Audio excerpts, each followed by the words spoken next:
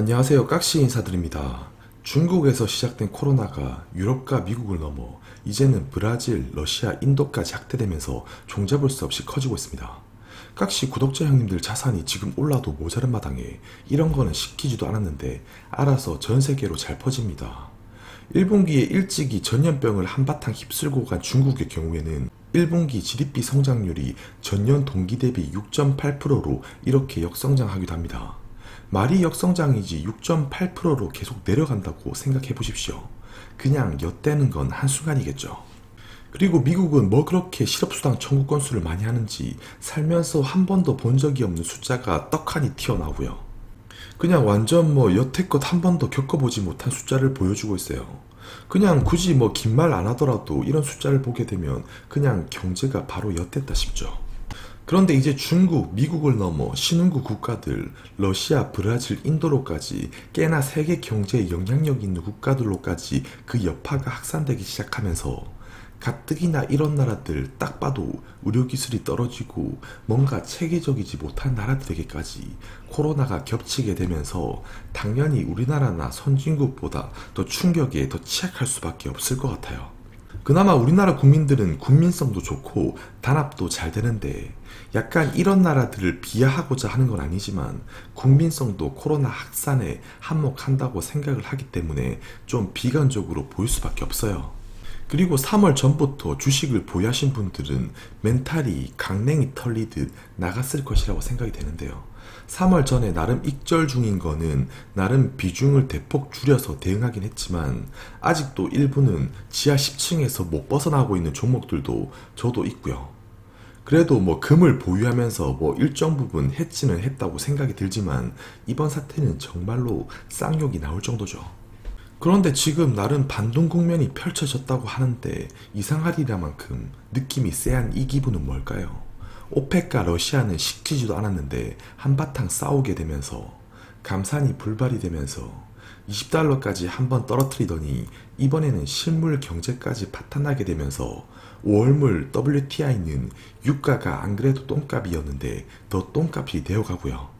또 이렇게 유가가 똥값이 되니까 자연스럽게 미국 에너지 셰일에 영향을 당연히 미치게 되겠죠. 유가가 지금 똥값인데 누가 미쳤다고 셰일가스 추출하려고 하겠습니까?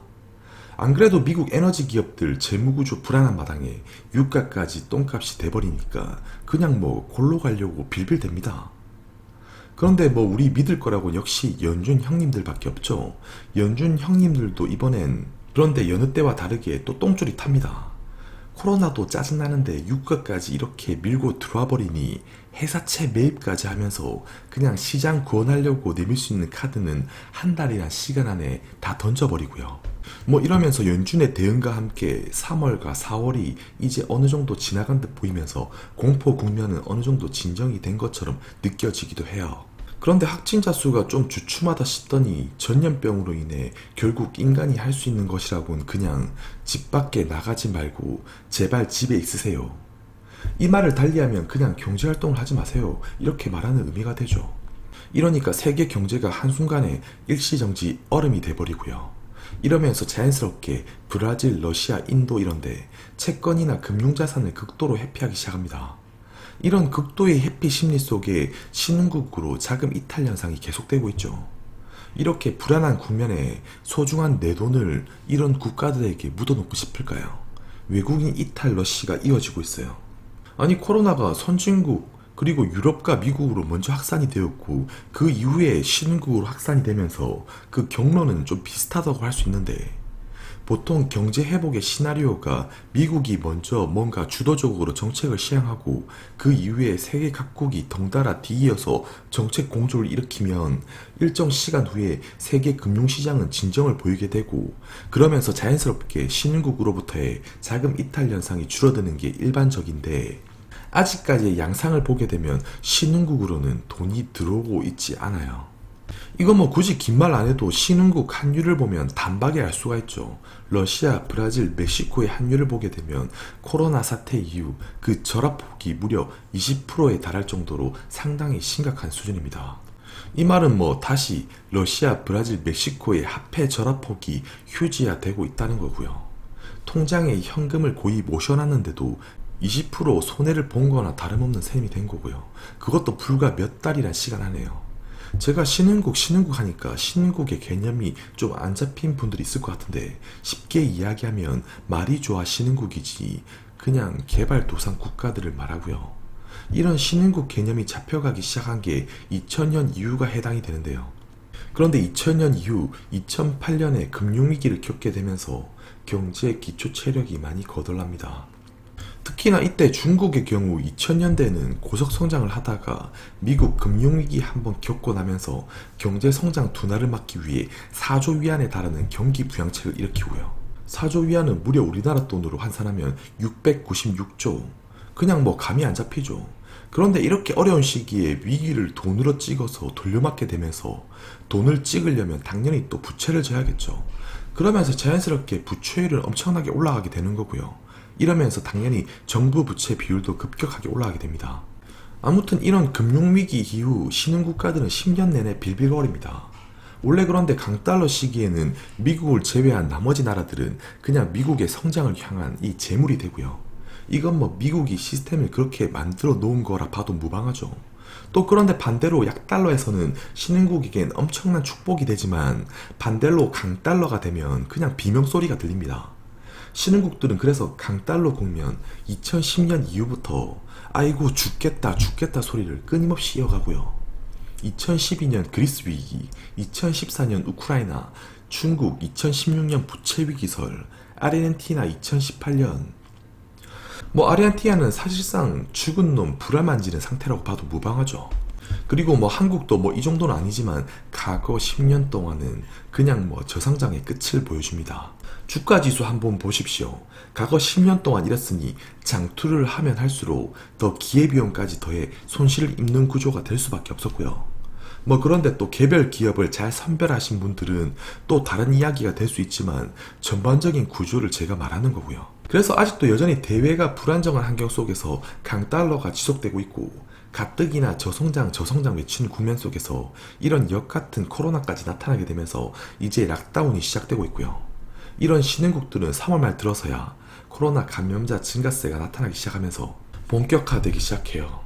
그래서 아주 완전 긍정적으로 생각해 보더라도 이들 나라들의 경제활동이 정상화되려면 최소한 3분기는 되어야 할 것 같고요. 그런데 이런 비관적인 이야기는 누구나 할 수 있죠. 유튜브 이리저리 검색해봐도 손쉽게 찾을 수 있을 것이라 생각이 됩니다. 그럼 지금까지 상당히 비관적인 이야기들만 제가 해왔는데 그럼에도 불구하고 이들 나라들이 세계 경제에 끼치는 영향은 저는 그렇게 크지는 않다고 생각을 해요. 일단 브라질의 경우 GDP 대비 대외 부채가 30%를 조금 웃돌고 외환 보유액 대비 단기 외채도 20에서 30%대로 아직까지 높지 않다고 판단이 됩니다. 그리고 러시아의 경우 외환 보유액 대비 단기 외채 비율 17%, GDP 대비 대외 부채도 30% 수준으로 양호하다고 생각이 돼요. 다만 문제는 아르헨티나, 터키, 우크라이나 같은 나라들, 일단 아주 1순위로 제일 위험해 보이고요. 그래서 이런 나라들은 사실상 이번 사태가 있기 전부터 약간 골로 가기 직전이었고 이번 사태를 계기로 제대로 골로 가는 중이다 이렇게 이해하면 되고요. 이런 나라들이 세계 경제에 영향을 끼치는 수준이 좀 낮은 수준이라는 점은 그래도 다행이다 이렇게 생각이 돼요. 일단 이들 나라들이 세계 시장의 주식과 채권 비중도 월등히 그 비중이 낮고요. 그래서 브라질이나 러시아처럼 덩치가 큰 원자재 국가에서 위기가 발생한다면 모를까, 이들 나라들은 제가 보기에 아직까지 견딜 수준은 있어 보인다고 생각이 됩니다. 그래서 일정 수준 견뎌주기만 하면 다시금 최악의 정점에서 회복의 흐름으로 또 흘러갈 수 있는 법이고요. 어쨌거나 미국 주도의 금융 시스템이 만들어진 것이기 때문에, 그리고 결국 사람이 만든 것이기 때문에, 그리고 금융자본은 그들이 제일 많이 쥐고 있기 때문에 여전히 회복은 시간의 문제라고 생각이 되고요. 그래서 일단은 다 모르겠고 신흥국 통화가 1차적으로 안정화되는 흐름이 나와야 하는데, 사실은 신흥국, 우리나라도 그렇고요. 미국은 달러를 마음대로 찍어도 상관이 없는데 신흥국은 자국 화폐를 맘 놓고 찍으면 이 찍어 될수록 화폐 가치 저렴만 부추기면서 자국 화폐 가치가 똥값이 되면 오히려 이 부작용으로 자국의 인플레만 부추기는 결과를 낳게 되면서 역효과만 생길 수가 있고요. 그래서 또 인플레 잡으려고 금리 인상 카드 딱 빼놓는 순간 그냥 경제 초토화되기 십상이기 때문에 신흥국의 재정 여력은 상당히 제한적이고 사실상 할 수 있는 거라고는 그냥 기다리는 수밖에 없다는 거고요. 그래서 이미 천조국이 구성해놓은 이런 돈놀이판의 주인공은 미국이기 때문에 달러 체제하에서 미국 같은 수준의 정책을 발행할 수도 없고 할 수도 없죠. 그래서 뭐 부분적으로 금리 인하하고 우리나라 추경하고 하겠지만 거시적으로 볼 때 할 수 있는 게 없다. 그래서 코로나와 유가가 진정되기를 그냥 물 떠놓고 비나이다 해야 하는 것이고, 이런 환경 속에서 경기 충격에 당연히 노출될 수밖에 없는 것은 우리가 인정을 해야 할 부분이라고 생각을 합니다. 그리고 사상 최저 수준까지 급락한 유가도 신흥국 환율에 한몫을 하게 되죠. 유가가 높다는 말은 달리 말하면 지금 세계 경제가 잘 돌아가네, 이렇게 볼 수 있는 반면, 유가가 지금처럼 똥값이라는 말은 지금 경제가 그냥 초토화되었구나, 이건 뭐 차트의 위아래만 보더라도 확인 가능하고요. 그래서 결국 유가는 신흥국 통화와 상관관계를 띠며, 유가가 폭락하면 원자재 수출 국가들인 신흥국의 통화 가치가 휴지화될 수밖에 없는 구조를 띱니다. 다만 우리는 위기를 대비는 하되 항상 과도하게 걱정할 필요는 없다고 생각이 되고요. 그 위기에 대비하기 위해선 일단 금은 확실한 자산 방어수단이라고 생각이 되고요. 다 필요 없고 금은 어느 순간에서든 매도 생각 자체를 하지 말라고 제가 유튜브를 시작한 이래로 잊을만 하면 이야기를 해왔다는 걸 찐 구독자분들께서는 잘 아시리라 믿어요. 그래서 이런 보험수단을 일단 좀 갖춰놓고 주식이든 뭐든 다른 투자 대상을 좀 둘러봐야 한다고 생각하고요. 그리고 코로나가 지금 상당히 오래되었다고 느낄 수 있을 것 같은데 실상 한 3개월 정도 지났고요. 최소 1, 2분기는 영향을 받을 수밖에 없다고 생각해요. 그래서 재해 발생 시에 항상 충격은 1, 2분기 정도 영향을 받다가 기저효과를 바탕으로 반등해주는 국면을 보여왔다는 것을 볼 때 2분기까지 영향을 미친다고 볼 수 있으나, 결국 이 또한 시간의 문제로 해결되면서 달러와 지수 연내에는 강세 현상이 좀 완화될 것으로 생각이 돼요. 아무튼 여전히 달러가 1,300원을 돌파하기는 쉽지 않을 것으로 생각합니다.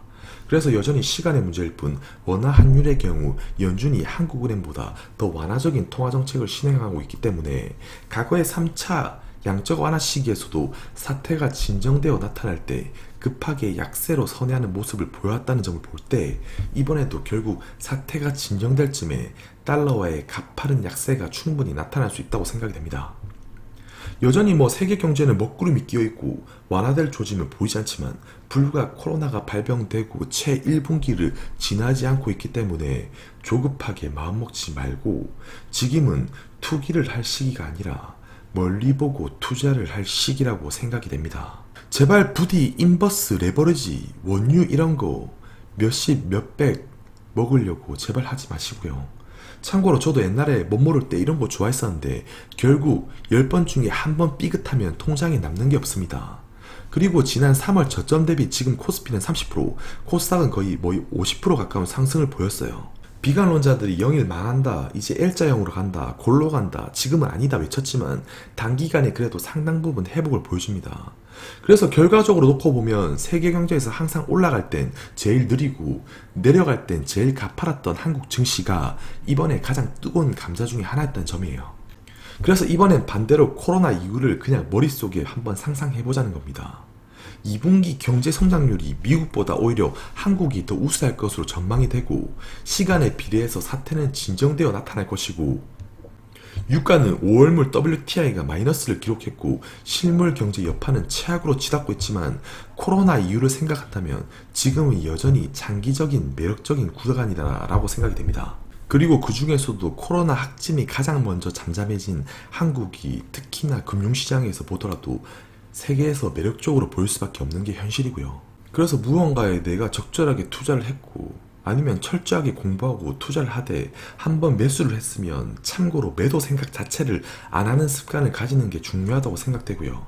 그래서 여전히 이럴 때일수록 여유를 가지고 지금은 누가 봐도 글로벌 정책 공조로 유동성 정책이 급속도로 올라온 마당에 코로나 사태 이유를 여전히 그려가면서 경제의 흐름을 깍시와 함께 여전히 주시하고 본인이 본래 보던 기업이 있다면 그 기업의 실적과 이 모멘텀에 집중하는 것이 나아 보입니다.